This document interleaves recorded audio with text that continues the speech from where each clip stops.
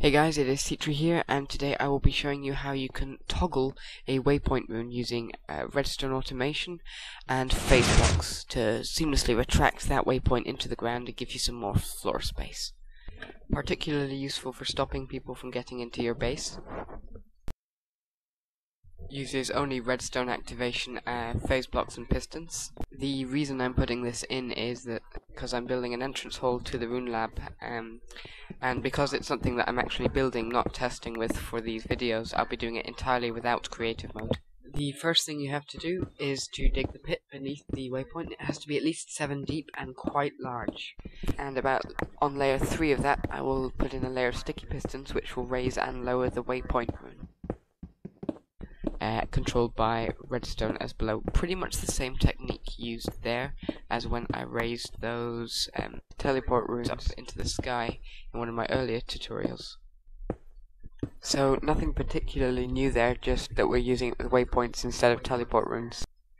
One thing I noticed is that with these phase blocks here that I've set up that are controlled by a lock block, if you delete the blocks and then replace them before you use the lock blocks again, to toggle them, then they act as if persistence has occurred. But if you try and use them whilst they're not there, whilst they've been destroyed, then you won't be able to use them again. So a quick useful tip there. Okay, so the next step that I need to do here will be to get power from the switch up there to the pistons down here. So the usual trick of feeding in power through these sort of modular plus signs of redstone power. One torch there, and then torches on the side feeding into blocks, and the power goes up through the woolen block into the sticky pistons. Unlike with the teleport runes, it's not very sort of straightforward. You have to sort of work through it all and just sort of play by ear when making sure there's power going to all of them. It's a bit of a pain compared to making it with teleport runes, but there's not much you can do about it. There's no quick and easy pattern that I've found for it. Having completed setting it up so that you can channel power in through those wooden blocks on the ground level below to all the sticky pistons, what I'm doing now is putting in the repeaters around the side so it feeds into each source wool block on the ground.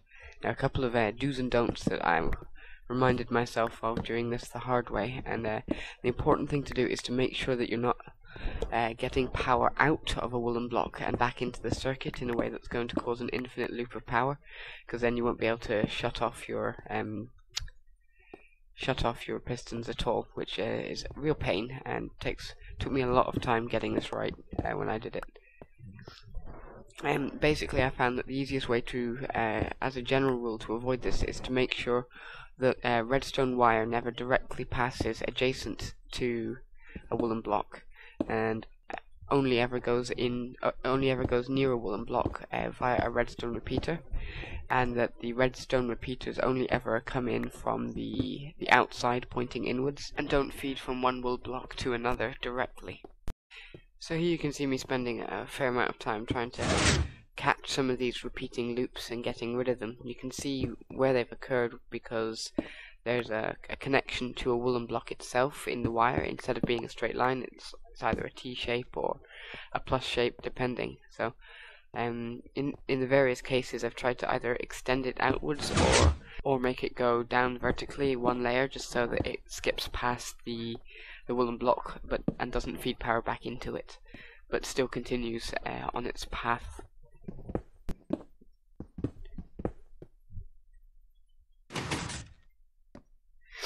I also had the problem that power wasn't actually getting all the way around through the circuit, so put in a couple of extra repeaters to make sure it reached all the way, and again ran into some difficulties in terms of getting without having infinite loops and getting the power to connect everywhere. I'm not very good at redstone by comparison to Runecraft, but this is a good learning experience for me. I definitely got better at redstone because of this.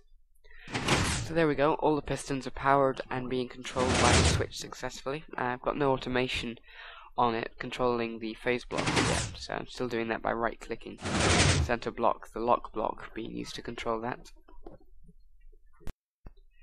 Now, throwing in the automation designation, you'll note that it's gold ore for the 4 corners instead of iron blocks. This is a change that they brought in Runecraft 2.8.3 If you're still running 2.8.1, then you will have iron blocks in your corners, and I'm using the signature that matches the waypoint itself. So I'm going to build a redstone sensor that matches that signature for automation. And what the redstone sensor will do is it will activate the central block of the waypoint, and because that central block is also the lock block for the phase blocks, then this single redstone sensor and this single automation designation will activate either the waypoint or the phase blocks depending on where the pistons are. And because my gold reserves are relatively low right now, this is a sort of economic approach.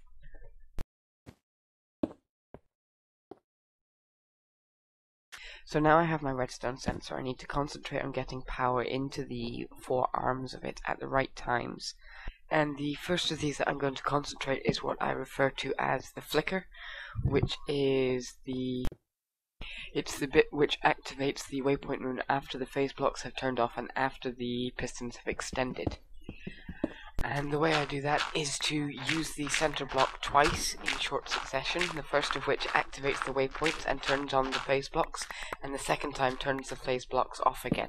You need to deactivate the phase blocks, otherwise you end up accidentally breaking things when you next activate your switch. So to that end, I need to activate 2 different wires quickly, one after the other.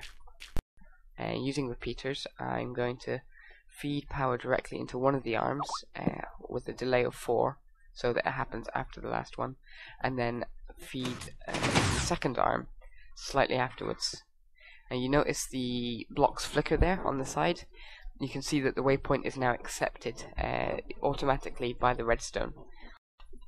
So one of the important things to notice about the flicker, just before I move on to the next one, is that the power has to come out from the end of the piston circuit. It goes all the way in there in a circle, and then filters out the end and back into here.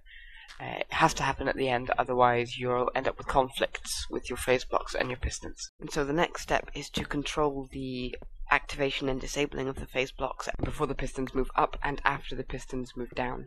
So this first one that I've created here, that one will disappear the phase blocks before the pistons push the rune back up, and therefore has to happen first. This one here that I'm creating will bring the phase blocks back after the rune has been retracted. It has to happen last. That is why I've put such a delay, such amount of delay, so there's no way it can happen whilst the pistons are still running. And so there we have it, a fully functional, toggleable waypoint that sinks into the ground and then rises up again at your command, reactivates itself automatically, no user control required beyond pressing the button.